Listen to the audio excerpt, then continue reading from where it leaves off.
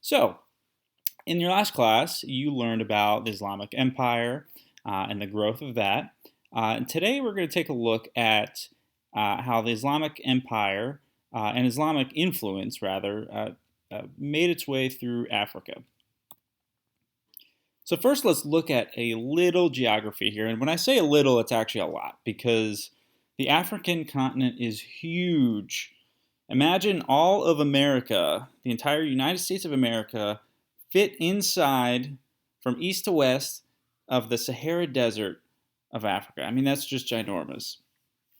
Now, Africa is actually so big that there are multiple climates, multiple regions within there.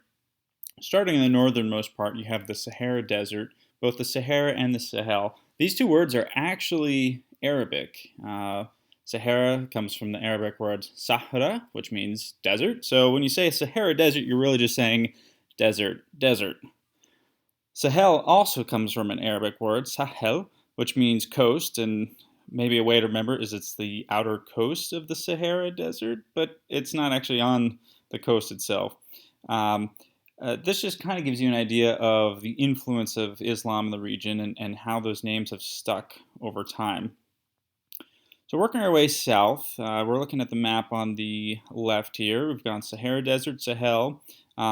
You can see as the map turns yellow, this is more of a not quite desert, but more of an arid region. And then you make your way down to tropical rainforest or the Congo River, the savanna, which is just another word for grasslands, and then more deserts down south. Now, when you look at the map on the right, it says sub-Saharan Africa. So when we mean sub, we mean below. So think submarine or subway. Not the subway you eat, but the subway that you travel underground, like the metro. So sub-Saharan Africa, we're talking about the region of land that is below the Saharan Desert. So some characteristics of that sub-Saharan Africa, the part of Africa below the Saharan Desert, those people that lived in that region, especially before the spread of Islam, they very much were focused on family. They were very clan oriented. So rather than being city states or kingdoms that focused around a king, their family and their group was what was more important to them. So think of that really big and obnoxious family reunion you've been to. That's what it was like there. They also had something called matrilineal, which means family lineage from the mother. It's really just two words there. If you think matrimony or maternal, you combine that with the word lineage, you get matrilineal. And these families, these clans, before the spread of Islam, their religion was primarily focused on animism. As the word kind of implies, they were really focused on worshiping animals, and they believed spirits were in animals and plants and other forms of nature, and even their dead ancestors. One group of people within the sub-Saharan region are the Bantu people, and it really was more of a collective name of a large group of speakers, of African speakers who spoke the Bantu language. The Bantus were originally, as you can see on the map, in that pink shaded region there, from about 500 BCE to 1000 CE. But they began to migrate through the rest of sub-Saharan Africa, mainly due to a surplus of bananas, of all things.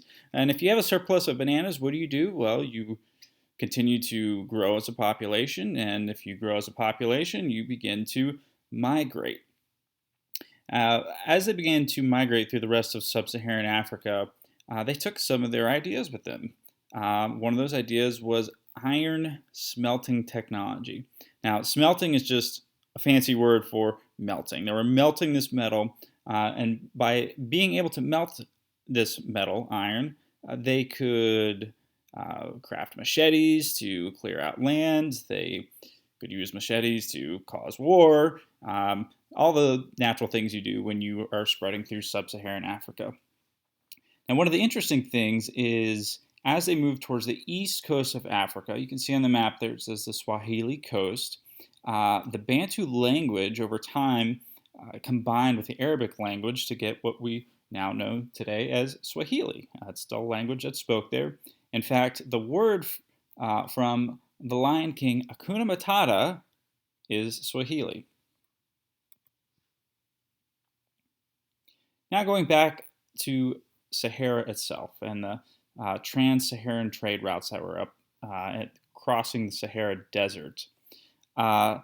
These routes are huge. I mean, imagine traveling across the United States from here to Los Angeles on a camel, and it's a desert. It took a very long time. But across these networks, which were established well before the spread of Islam, they were trading gold and salt. Now, you might ask yourself, why in the world would I want to trade gold for salt? What am I going to do with salt? Well, at the time, salt was necessary to preserve food. It was more than just a condiment that you passed on the table, but it was something that enabled them to travel these trade routes without their food spoiling, so they could actually survive the 3,000-mile plus journey across the desert. In the midst of these trade routes was a town and a city called Timbuktu, and Timbuktu is actually still the capital of modern-day Mali. In Timbuktu, there was a king named Mansa Musa. Mansa Musa, at one point, actually traveled across the Saharan desert on the Hajj, the pilgrimage to Mecca. This is one of the reasons why we know, as historians, that Islam was, in fact, made its way across the Sahara. Now, you might ask the question, what came first, Islam or the trade routes?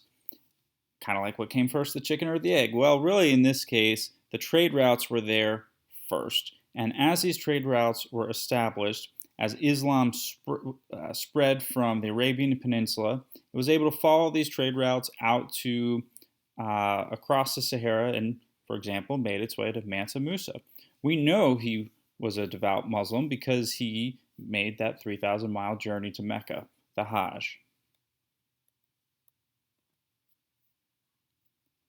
Finally, let's take a look at the Indian Ocean maritime routes.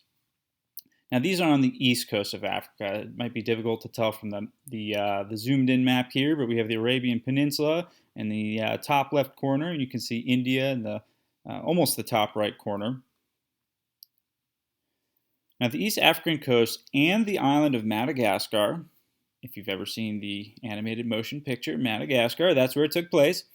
They participated in these trade routes, but the long-term impact of this is it enabled Islam to spread from East Africa all the way, not only to India, but all the way outside the map you can see here to places in Southeast Asia, such as Malaysia, Indonesia.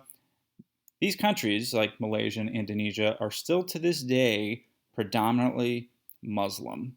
And that is because going all the way back to these ocean time routes.